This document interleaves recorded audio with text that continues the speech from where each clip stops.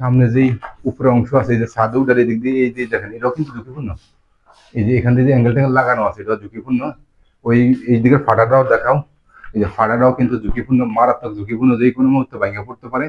আপনারা আসলে অবশ্যই এগুলা খেয়াল করবেন, দেখবেন। আমি আপনাদেরকে সামনের অংশটাতে নিয়ে যাইতেছি বিল্ডিং এর ভিতরের দিকে।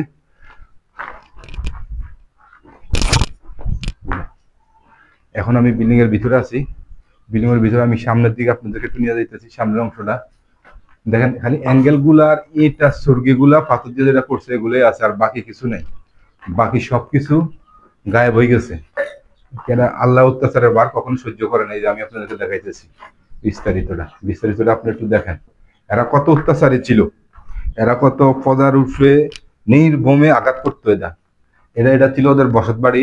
বসত বাড়ির যেই বিল্ডিং ছিল, ঘুমানোর যে রুম গুলা ছিল, এই রুম গুলো এখানে 4টা রুম ছিল টোটালে।